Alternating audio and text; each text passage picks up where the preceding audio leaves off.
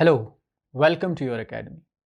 At your academy today in this lecture we will deal with sonnet number 77 from the series of sonnets written by William Shakespeare.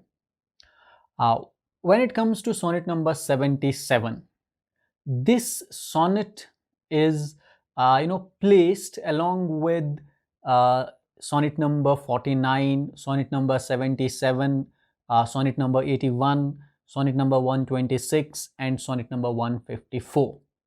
And there is uh, a special thing associated with all these sonnets, and these sonnets are also called as climacteric sonnets. If you see all these sonnets, that is sonnet number 77, sonnet number 81, sonnet number 126 and sonnet number 154 and sonnet number 49 for that matter, all of these sonnets are divisible by 7 and divisible by 9, and all these sonnets, they follow a same theme, and that is the theme of death. And it could be the death of love, it could be the wearing of love, wearing of life, wearing of youth, anything that comes under the compass of time, that comes under the influence of time and wears away. Now all these sonnets have got these kind of themes.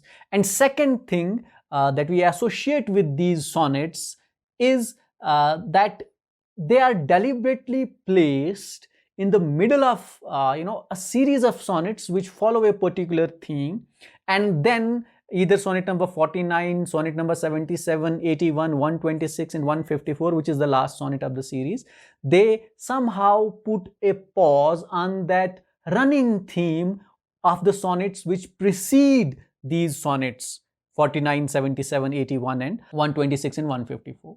126 for that matter would be the last sonnet which is dedicated to WH. Sonnet number 77 would put a pause to the sonnets which run from sonnet number 76 to sonnet number around 84 and 86. So this one sonnet is an odd sonnet in between.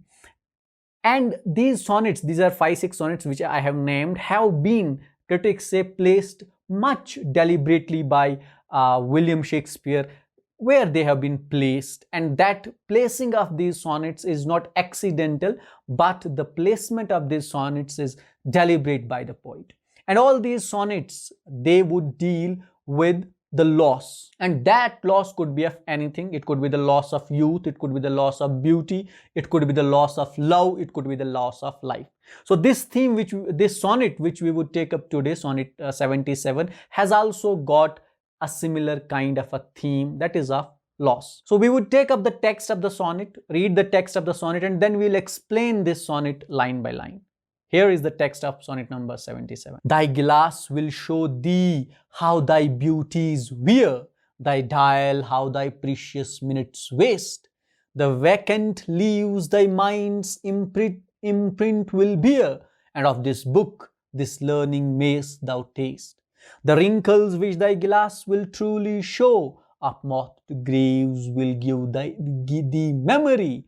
Thou by thy dial's shady steel mayst know time's thievish progress to eternity. Look, what thy memory cannot contain, commit to these waste blanks, and thou shalt find those children nursed, delivered from thy brain, to take a new acquaintance of thy mind. These offices, so oft as thou wilt look, shall profit thee and much enrich thy book. That was the text of the sonnet. And at the first reading, we get some impressions of what thematic concerns this sonnet will have: the loss, and then the preservation through a particular kind of a book. We'll decode this book as we start explaining this sonnet line by line. So let's take up the line by line analysis, beginning with the first quatrain of the sonnet. It reads, Thy glass will show thee how thy beauties wear, thy dial how thy precious minutes waste. The vacant leaves thy mind's imprint will bear, and of this book, this learning mayst thou taste. That was the first quatrain of this sonnet. And in the first quatrain, we have a word called glass, which is a reference to mirror. And the word glass or mirror this is not the first sonnet where you will find a reference or the usage of the word gilas in the sonnets. There are a number of occasions where William Shakespeare would use the word gilas, would refer to the word gilas, and when he does so, when he refers to the gilas or mirror, he would tell us, or the impression would be such, that mirror is an object, is a thing which does not lie. Now, there is a famous Urdu verse also regarding the mirror. चाहे सोने के frame में झड़ दो, आईना झूठ बोलता ही नहीं. Now that's a famous couplet from a ghazal in Urdu. Now, even if you put the frame of gold around the mirror, it's not going to tell you, lie. It's not going to tell you that you look beautiful because you have put on a golden frame along the mirror. The mirror will say what is the truth, what is the reality. And in the sonnets of Shakespeare, this mirror has been used, this gilas has been used in the same. And there are a number of occasions where he uses this word gilas. For example, he uses this word gilas in sonnet number 3. Look in thy gilas and tell the face thou weavest. Thou art thy mother's gilas, and she in thee calls back the lovely April of thy prime. In sonnet 22, for example, he uses the word gilas. My gilas shall not persuade me I am old, so long as youth and thou are of one date. Now, in this context, there is slightly, different. Shall not persuade me that I am old, which means maybe this gilas of William Shakespeare would tell him a lie. But why? Because he is saying that that is his youth, his friend, and his love is with him, so he will always be young. He also uses gilas in the sonnet 62. But when my gilas shows me myself indeed, beaten and chopped with tamed antiquity. And in sonnet 103, look in your gilas, and there appears a face that overgoes my blunt invention quite. And more, much more than in my verse can sit, your own gilas shows you when you look in it. And he uses this sonnet, this word gilas also in sonnet number 126. O thou, my lovely boy, who in thy power does hold time's fickle gilas, his fickle hour. So that is the usage of this word gilas throughout the sonnets. But when it comes to this particular sonnet wherein he says that thy gilas will show thee how thy beauties wear. Now again, what Shakespeare is asking, he is asking his friend, go and look in your gilas, in the mirror, and if you do so, you will realize, you will understand how the beauties wear. Now this wear means go waste, end, decline, are lost. Every beautiful thing in this world, Shakespeare said at the very beginning of this sonnet series that all the things which grow decline by the time. And he says that if you want to see this, take a look at your mirror, take a look at your glass, and it will tell you how beauties wear.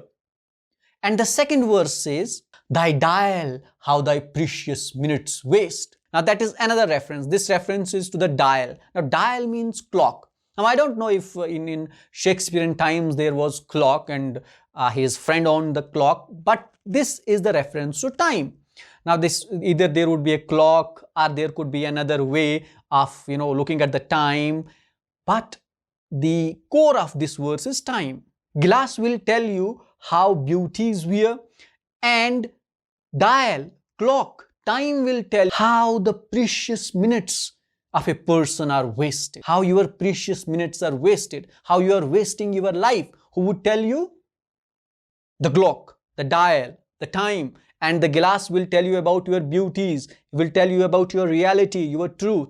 Now again, as I said earlier, that this sonnet is about the loss. So it begins with the same idea of the loss. First the loss of beauty, and then the loss of time. And then the third verse, the vacant leaves thy mind's imprint will bear.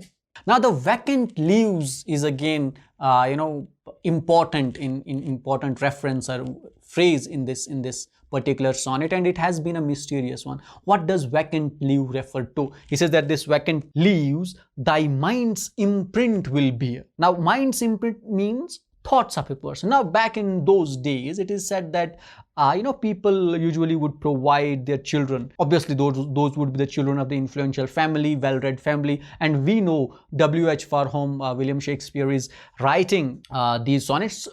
There is also a reference that he was an earl. So he obviously was a person who was educated, who belonged to a better off family. So could be that these vacant leaves is a reference to pages, is a reference to a diary which is given to the poet, not to the poet, but to the poet's friend by someone, so that he can write his good thoughts on those pages. And there is another reference that these vacant leaves may also refer to the sonnets which are being written by Shakespeare for his friend. Whatever the case be, but this is reference to a book, to the pages, to the blank pages, which are given to the poet, to the poet's friend by someone for putting on the thoughts of his mind. So what he would be doing, he would write on those blank pages, like we keep diary. If you keep diary in the contemporary times, not many people are used to it, but if they do, they would note down good experiences, bad experiences, good thoughts, bad thoughts on that diary, and later at some point of time they go back and visit their diaries, and obviously that gives them a bit of a pleasure to reread what they have written some time ago.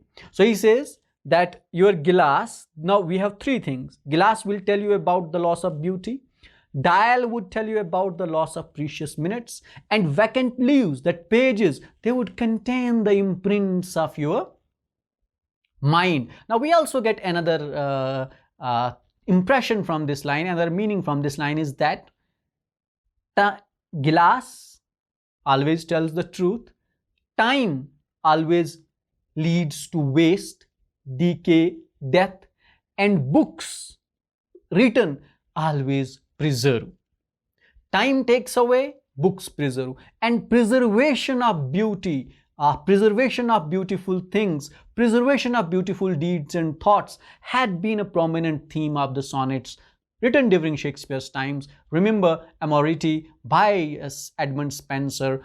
He also talks about the preservation of the beauty. William Shakespeare also talks about the preservation of the beauty of his youth, of his friend, through his sonnets. And again, the vacant leaves, they would preserve, protect the beautiful thoughts of his friend. And the last verse of the first quatrain reads, "And of this book, this learning mayest thou taste." And of this book. Now again, the vacant leaves turn into the books. The vacant leaves would be the pages, and then suddenly those vacant books, when they are filled with the words, with the thoughts of his friends, they become the books. And this learning thou mayest taste.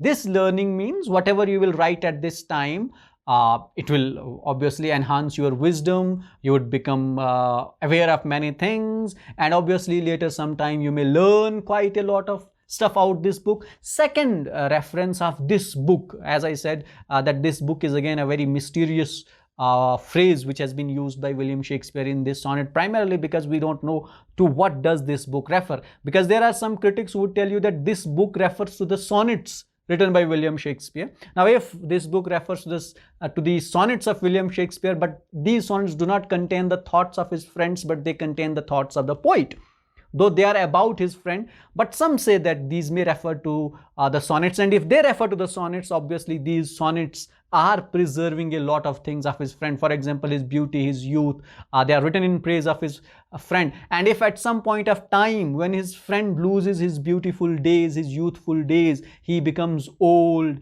and has nothing at his disposal, he can get a lot of pleasure by reading this book, perhaps the series of sonnets written by William Shakespeare. Now that was the first stanza of the sonnet 77. Now again, this stanza is referring to the loss of beauty, loss of time, loss of youth, and preservation of those things through the books, through the written pages. Now we come to second quatrain of the sonnet, and it reads, "The wrinkles which thy glass will truly show, of moth graves will give thee memory. Thou by thy dial's shady stealth mayest know time's thievish progress to eternity."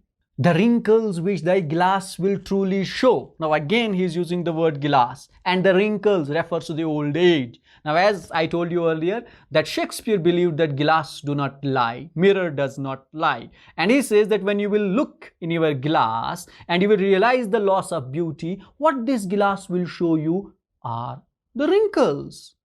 And that's the truth.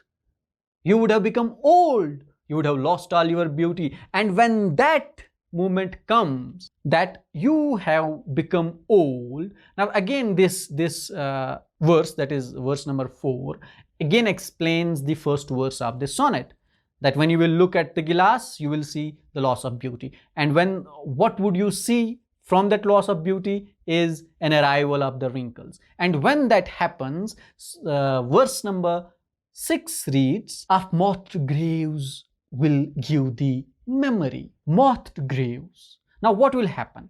When you will look at that glass, it will show you wrinkles, and those wrinkles would be deep. Moth graves would mean, deep, the depth that would be there in the wrinkles, and they would remind you of what? They would remind you of death.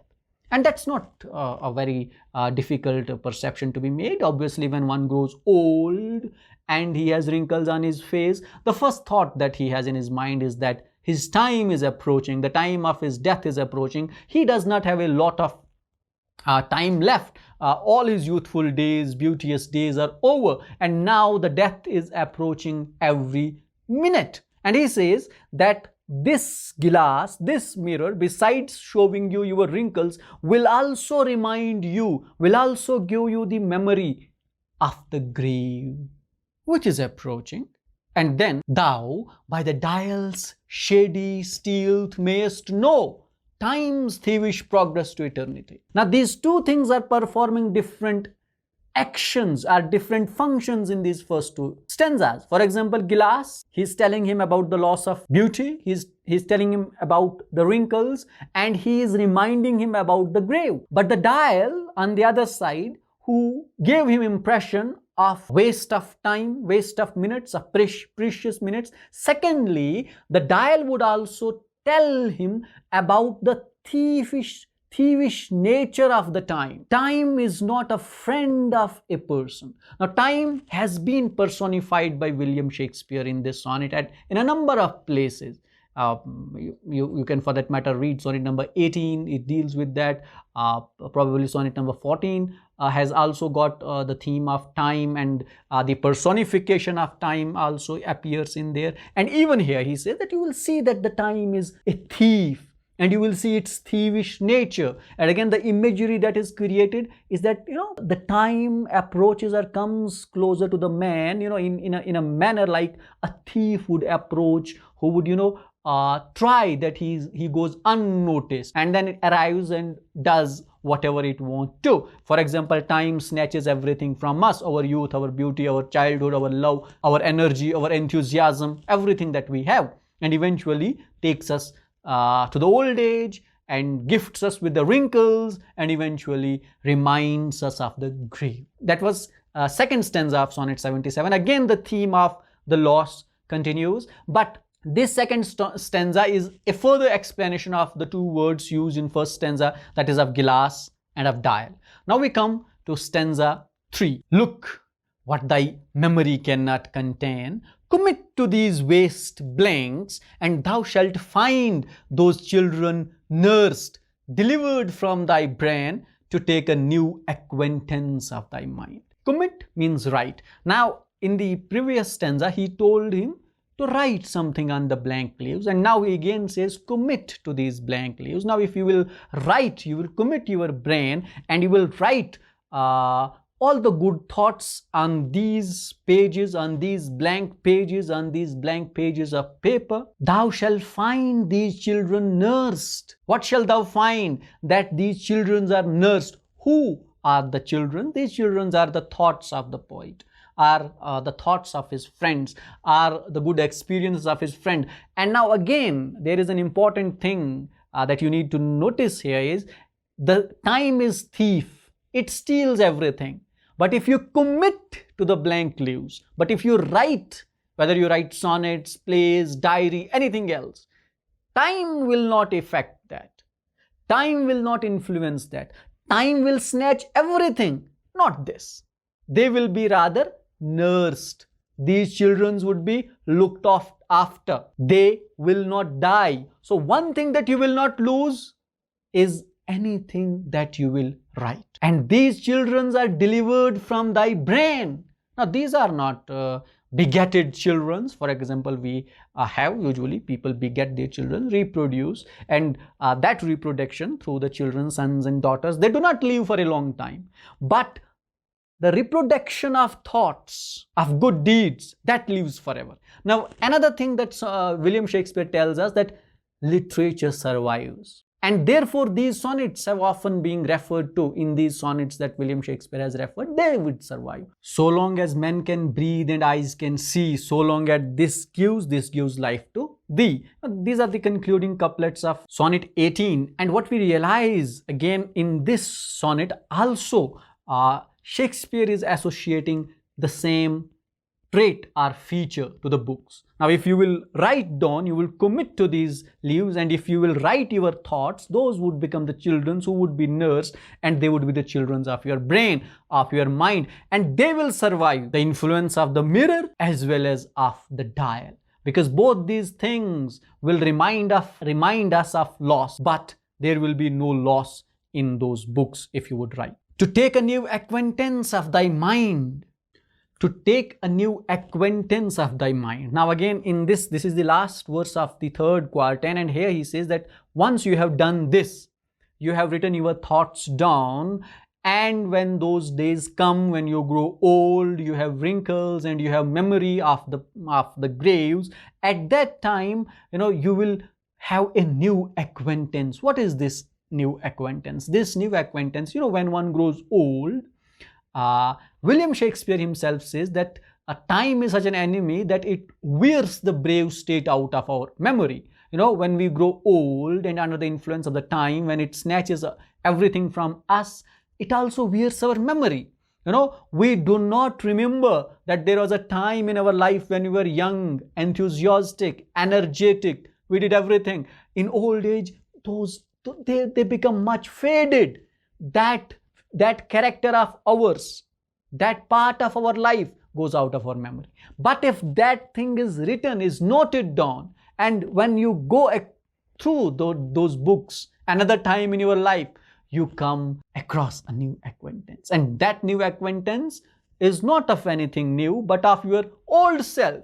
When you were young, when you were energetic, enthusiastic, when you were writing, and when you wrote, you would be reminded of all those good things, and maybe that would bring a moment of smile on your face. That was, stanza number 3. And again, the theme of loss continues, but that is followed by the preservation of the loss that human life faces on this earth through literature.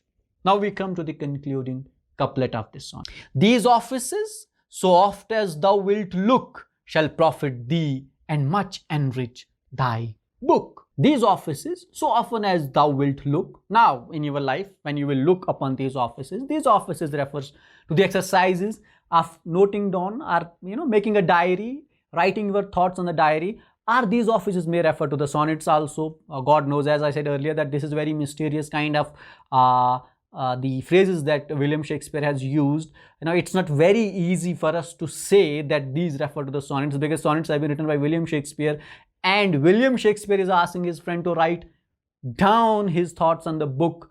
Now whose thoughts are these, we don't know, but we'll say that the exercise of maintaining a diary, writing literature, writing sonnets, writing poetry, whatever it be, for preserving one's thoughts, one's beauty. He says that if you will look back at them at some point of time in future, what you will find shall profit thee and much enrich thy book. It will profit you to a great way. What will profit you? This book and this exercise. The exercise of committing to it, of writing your thoughts on the diary. At some point of time, when you are old, you have wrinkles, you have not much companions left, you have not a lot of energy left in you.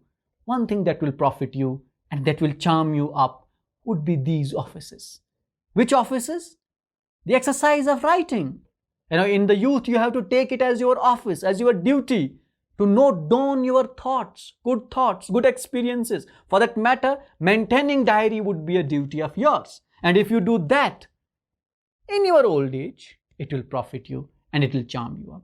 Now that was sonnet number 77. This deals with loss. This deals with loss of beauty, loss of youth, loss of life, loss of love. It deals with the function of the mirror. It deals with the function of the dial, that is clock, a time in our life. And both these things, that is mirror and dial, they do not tell lies to the people, and they are enemies of ours. They snatch everything from us and then make us realize that yes, we have snatched. But there is one thing that is helpful for the human beings and which helps to preserve the beautiful, the beauty, the youth, the beautiful thoughts, and that is literature. Therefore, the poet here tells him that since loss of things is a normal activity or practice of life, therefore we should fulfill or we should give a pause to that loss by protecting that beauty through writing. And if we do that, that will surely profit us in the long run. That is all we have at your academy today. We dealt with sonnet number 77 from the series of sonnets written by William Shakespeare. If you want to watch any sonnet by William Shakespeare, you can go to the playlist section of your academy, look for Shakespearean sonnets, and there we have covered more than 20 sonnets of William Shakespeare. And if you want us to deliver a lecture on any of the sonnet of William Shakespeare, write us in the comment section of any video on your academy. Don't forget to share, like, comment and subscribe your academy. For more interesting stuff, keep watching your academy. Thank you for watching.